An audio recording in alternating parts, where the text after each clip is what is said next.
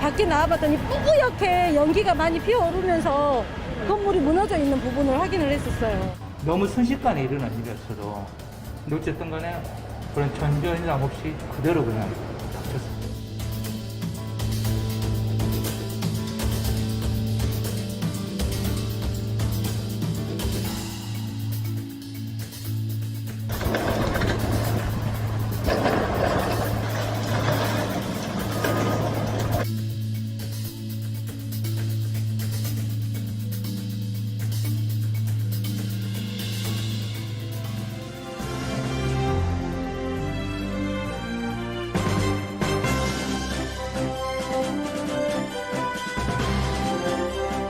여러분 안녕하십니까. 윤군수의 시사본색입니다.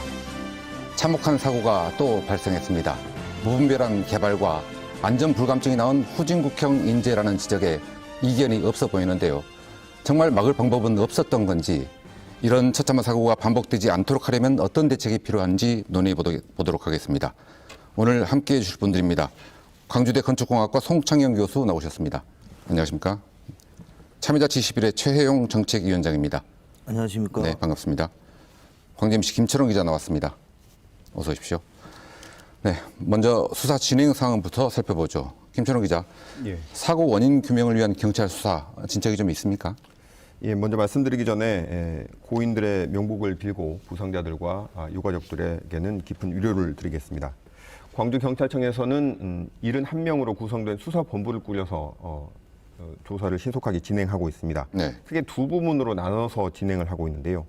사고 당일에 그 압수액이나 이 어떤 행위가 건물을 붕괴하는데 직접적으로 원인으로 작용했는지를 살펴보고 있습니다. 네. 작업자들이 어떻게 행동을 했고 그 장비들이 어떤 행위를 했는지를 살펴보고 있고요.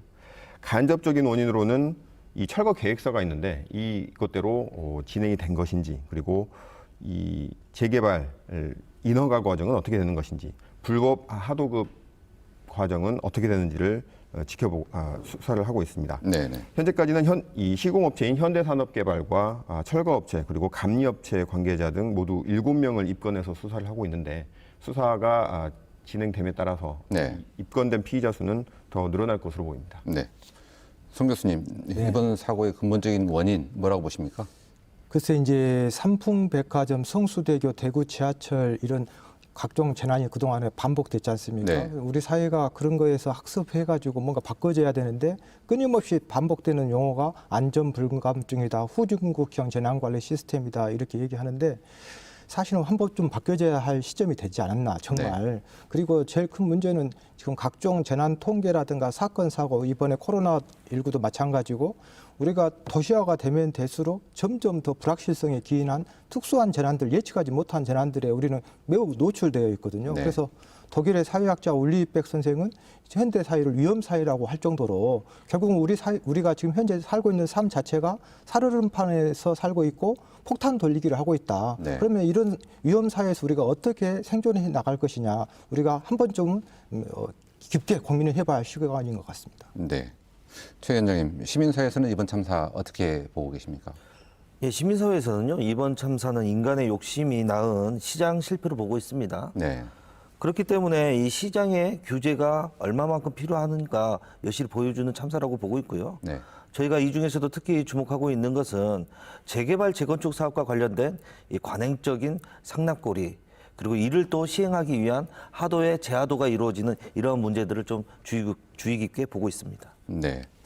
참사의 원인을 이제 하나하나 따져보기 전에 사고 수습 상황을 알아보겠습니다. 사고 수습본부장인 임택 광주동구청장이 전화로 연결돼 있습니다. 청장님 안녕하세요. 예, 안녕하세요. 네네. 현재 사고 수습 어떻게 진행되고 있습니까? 예, 우선 사고 수습은 그 희생된 분들에 대한, 그리고 또 유가족들의 아픔을 이루하면서요, 우선 장례 절차를 잘 마무리되도록 저희가 최선을 다하고 있습니다. 네. 그래서 우리 구에 전담 인력을 배치를 해서 적극적으로 지원을 하고 있고요. 네. 또 부상자 치료에 최선을 다하고 있습니다. 그리고 방금 말씀하신 대로 여러 가지 이제 원인들이 있을 건데, 네. 사고 원인 규명을 위한 우리 내부의 또 조사라든지, 그리고 경찰 수사가 또 진행이 되고 있습니다만은 지난 11일 날 철거 해당 감리자를 건축사법을 적용해서 건축사 자격 취소 그리고 건축사 사무실 효력상실 처분을 광주시에 요청한 상태이고요. 네네. 다음 주 중에는 이제 관리자라든지 철거 시공사 및 감리자를 건축물 관리법 등에 그래서 고발할 예정입니다. 네. 어제부터 장례 절차가 시작됐는데요. 유가족들이나 부상자들에 대한 지원은 충분히 이루어지고 있습니까? 예, 그렇습니다. 부상자들의 경우 저도 이제 어제 부상자 가족들을 다 찾아뵙고 만나봤었는데요. 네. 가장 큰 게 아마 이제 예상 후 스트레스 장애인 것 같습니다. 네네. 물론 이제 그 부상당한 부분에 대한 치료는 기본적으로 해야 될 것 같고요. 이런 부분들도 병원 측과 저희가 적극적으로 협력하면서 그러한 스트레스 장애들을 이겨내실 수 있도록 지원할 생각이고요. 네. 그리고 또 치료 외적인 것에 불편하지 않도록 최대한 또 전담 인력을 배치해서 지원을 하고 있습니다. 네. 그리고 희생되신 분들은 어제 4분 그리고 오늘 3분이 발인을 할 예정이고요. 그리고 월요일 날에 2분의 장례식이 예정이 돼 있습니다. 네. 우리 구청에 또 전담 인력을 희생된 분들 한 분 한 분의 전부 전담 인력을 배치해서 유가족들의 요청 사항을 수령해서 불편함이 없도록 최대한 지원을 하고 있습니다. 네. 뭐 현재도 그렇고 앞으로도 동구 지역에 재개발 공사가 진행이 될 텐데요. 재발 방지 대책도 마련해야 하지 않겠습니까? 예. 우선 뭐 재발 방지 측에서 가장 핵심은 제도적인 시스템을 만드는 거라고 생각합니다. 네네. 그래서 법적 제도 개정인데요. 예를 들어서 감리 제도에 있어서 그 이연물 철거에 있어 상주 감리 제도라든지 또 해체 계획서의 검증 절차를 강화하는 것, 그리고 형사처벌을 강화하는 것, 그리고 철거 업체에 대한 그 선정 기준도 또 강화하고 네. 감리자의 자격 기준도 강화할 필요가 있는데요. 이게 이제 법적으로 제도할 필요가 있는데 법적 제도 이전에라도 우리 구에서는 앞으로 조례 개정이라든지 또는 내부 규정을 통해서 상주감리 제도라든지 해체 계획서의 검증 절차를 강화하고 또 우리 행정에 있어서의 안전관리 감독 체계의 전문성을 보완하는 네. 그런 부분들이 바로 도입을 해야 할 거라고 생각을 합니다. 네네.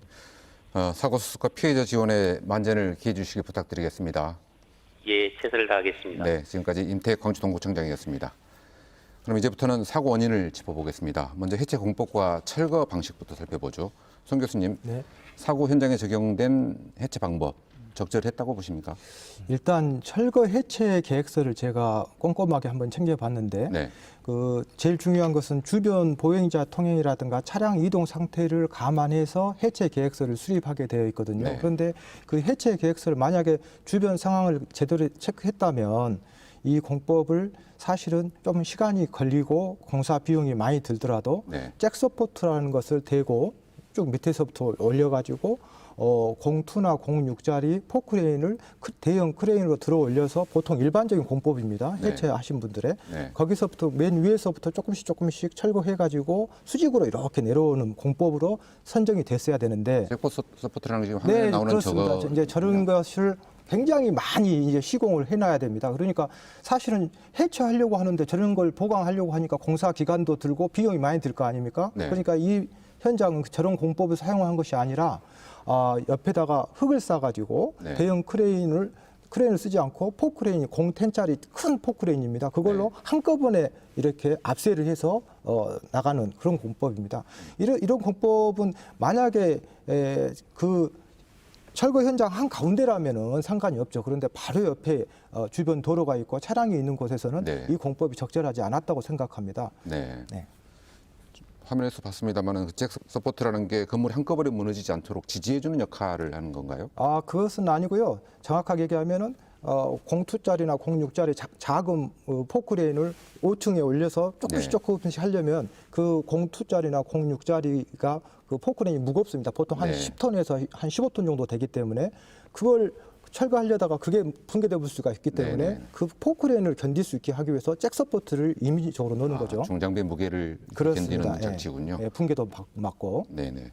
해체 계획서 보면은 이제 5층부터 차례로 철거하는 걸로 돼 있죠. 예. 그런데 실제로는 그렇지 않았다는 정황들이 있던데요. 예, 그렇습니다.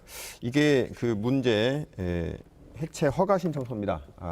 이번에 사고가 일어난 광주시 동구 학동의 650-2번지의 네. 해체 허가 신청서를 입수를 했는데요. 아까